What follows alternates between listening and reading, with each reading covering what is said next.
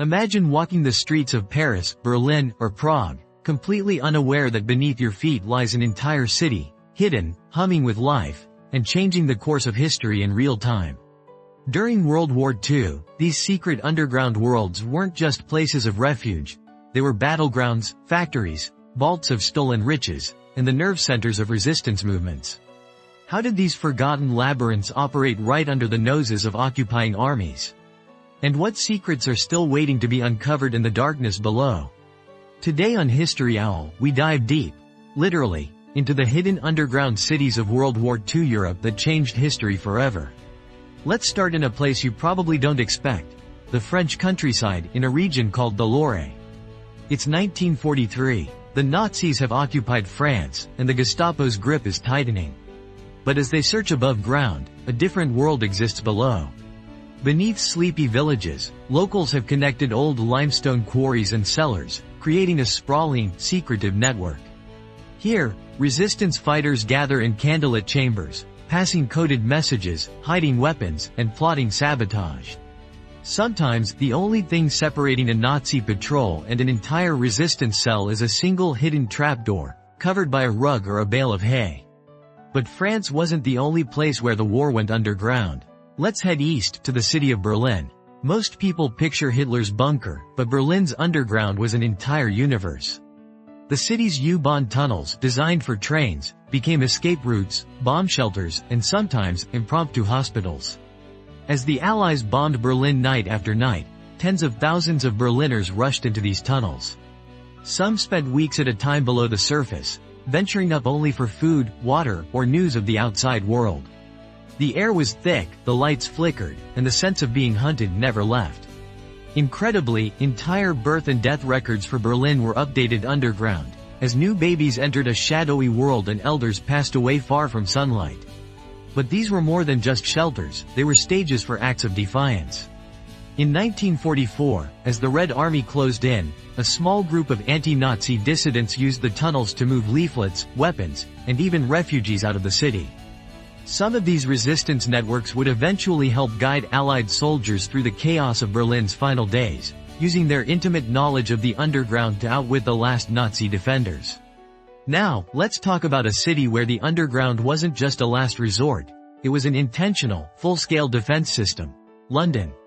The British capital was no stranger to tunnels, but World War II pushed the city's underworld to new extremes. The Tube, London's subway, became a lifeline. When the Blitz began in September 1940, Londoners flooded into the stations every night. By day, the trains ran as usual. By night, families unrolled blankets on the platforms, while volunteers handed out tea, biscuits, and, sometimes, news of loved ones. But here's the twist. The British military quickly realized that these tunnels could do more than just protect civilians. Deep beneath Goodge Street Station, engineers constructed the deep-level shelters, a series of fortified chambers, designed to withstand even the heaviest bombs.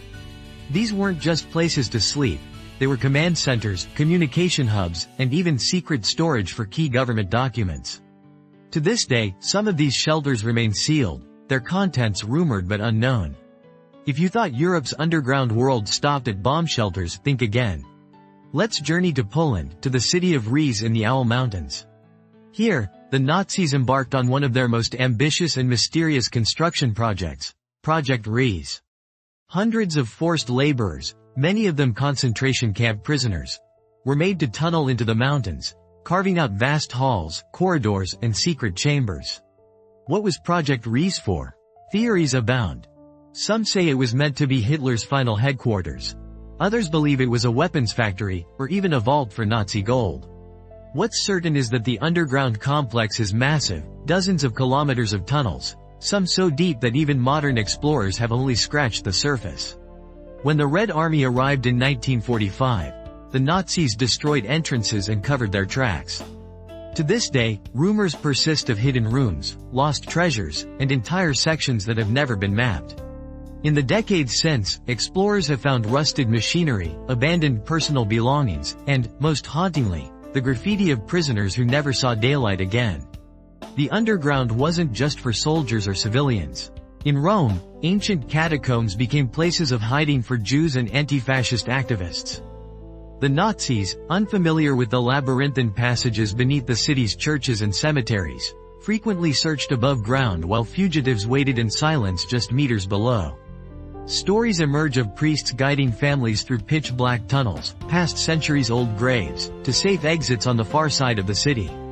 The irony? The very stones that had witnessed the rise and fall of empires were now silent witnesses to war's newest refugees. But perhaps the most astonishing tale comes from the tiny British outpost of Gibraltar. At the outbreak of war, the British realized that Gibraltar, jutting out into the Mediterranean, was vulnerable to attack. The solution? Expand the tunnels that already riddled the rock. Over 5 years, engineers burrowed out a literal underground city. Barracks, hospitals, power plants, water reservoirs, even a bakery. At its peak, more than 16,000 people lived and worked inside the rock, rarely seeing daylight for months at a time.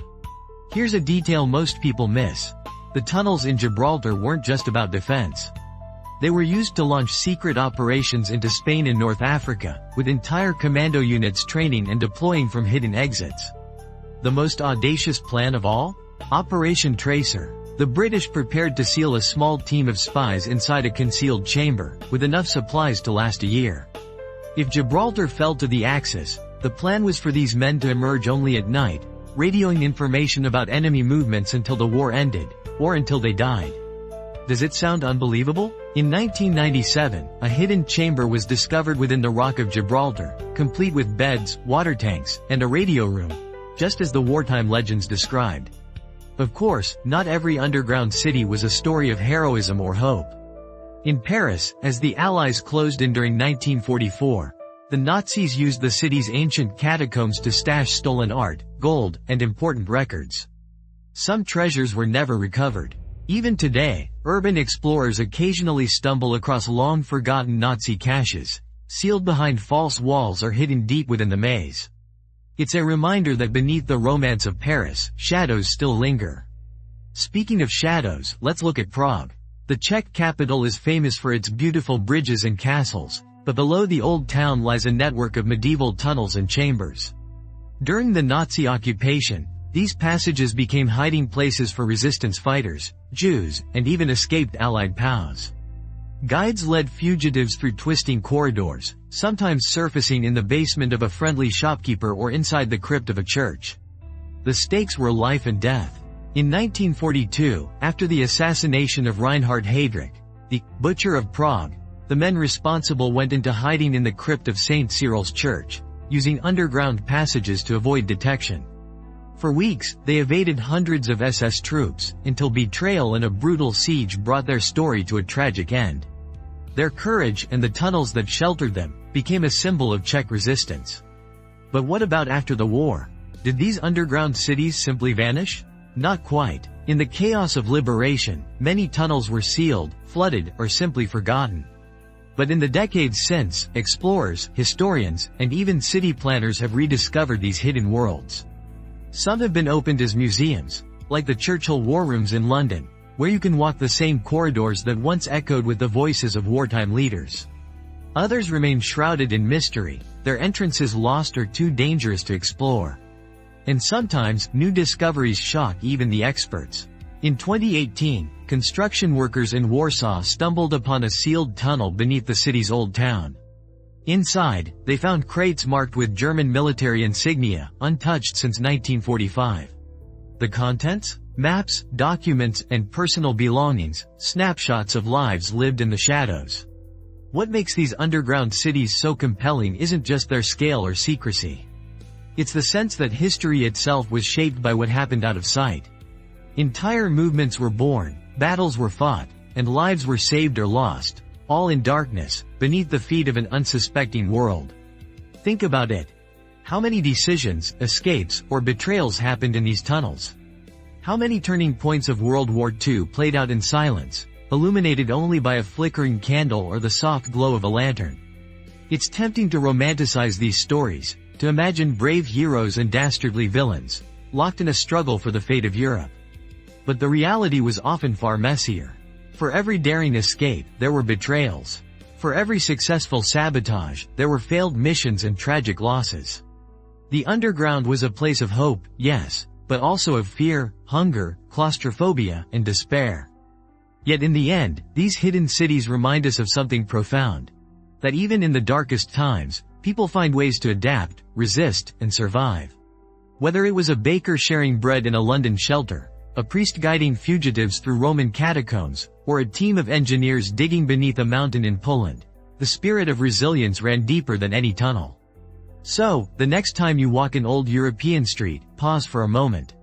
Under your feet might be the echoes of a hidden city, a place where history shifted, not in the glare of the spotlight, but in the shadows. Maybe a resistance fighter crouched here, waiting for a signal. Maybe a family huddled together, hoping for the all clear. Or maybe, just maybe, secrets still sleep in the darkness, waiting for someone curious enough to dig a little deeper. If you enjoyed this journey beneath the surface of World War II Europe, make sure to subscribe to History Owl for more hidden chapters and untold stories from the past. What other lost worlds should we explore next? Let us know in the comments, and as always, keep your eyes open, because history is everywhere, even where you least expect it.